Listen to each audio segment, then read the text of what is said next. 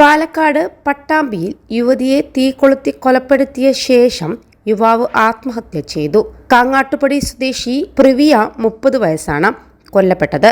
നേരത്തെ പട്ടാമ്പിയിൽ റോഡരികിൽ യുവതിയുടെ മൃതദേഹം കത്തിക്കരിഞ്ഞ നിലയിൽ കണ്ടെത്തിയതോടെയാണ് പോലീസ് അന്വേഷണം ആരംഭിച്ചത്. തുടർന്ന് നടത്തിയ പരിശോധനയിൽ കൊല്ലപ്പെട്ടത് പ്രിവിയ ആണെന്ന് സ്ഥിരീകരിക്കുകയായിരുന്നു.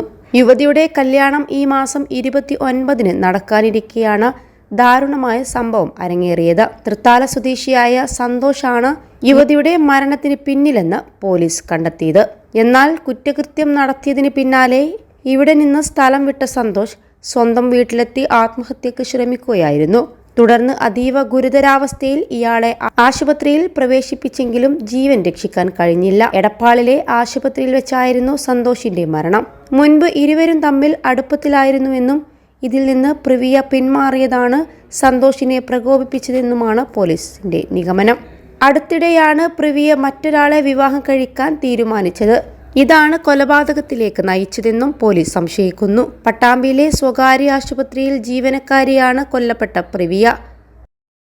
+2 ഡിഗ്രി കഴിഞ്ഞവർക്ക് വേൾഡ്സ് ഫസ്റ്റ് AR/VR ക്ലാസ് റൂമിലൂടെ സ്മാർട്ട് ഫോൺ എഞ്ചിനീയർ ആവാം. കൂടുതൽ അറിയാൻ വിളിക്കൂ ബ്രിഡ്കോ ആൻഡ് ബ്രിഡ്കോ. കൃത്യം നടന്ന സ്ഥലത്ത് നിന്നും പ്രിവിയ സഞ്ചരിച്ചിരുന്ന സ്കൂട്ടറും കത്തിയ നിലയിൽ കണ്ടെത്തിയിരുന്നു.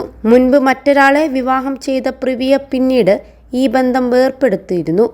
ഇതിനുശേഷമാണ് യുവതി സന്തോഷുമായി അടുപ്പത്തിലായത്. ഇതിനുശേഷം തന്നെ വിവാഹം കഴിക്കണമെന്ന് സന്തോഷ് പലവട്ടം പ്രിവിയയെ നിർബന്ധിച്ചിരുന്നുവെന്നാണ് സൂചന.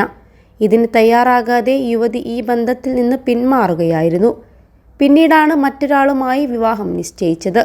യുവതി ജോലിക്കായി വരുന്ന സമയത്ത് കാത്തുനിന്ന പ്രതി സന്തോഷ് സ്കൂട്ടർ തടഞ്ഞു നിർത്തി ആക്രമിക്കുകയായിരുന്നു. തുടർന്ന് കത്തി ഉപയോഗിച്ച് യുവതിയെ കുത്തി വീഴ്ത്തിയ ശേഷം ഇന്ധനം ഉപയോഗിച്ച് കത്തിക്കുകയായിരുന്നുവെന്നാണ് പോലീസ് പറയുന്നത്. പ്രിവിയയെ കൊലപ്പെടുത്തിയ ശേഷം അവിടെ നിന്ന് മടങ്ങിയ സന്തോഷ് കൈഞ്ഞരമ്പ് മുറിച്ച് ആത്മഹത്യക്ക് ശ്രമിക്കുകയായിരുന്നു.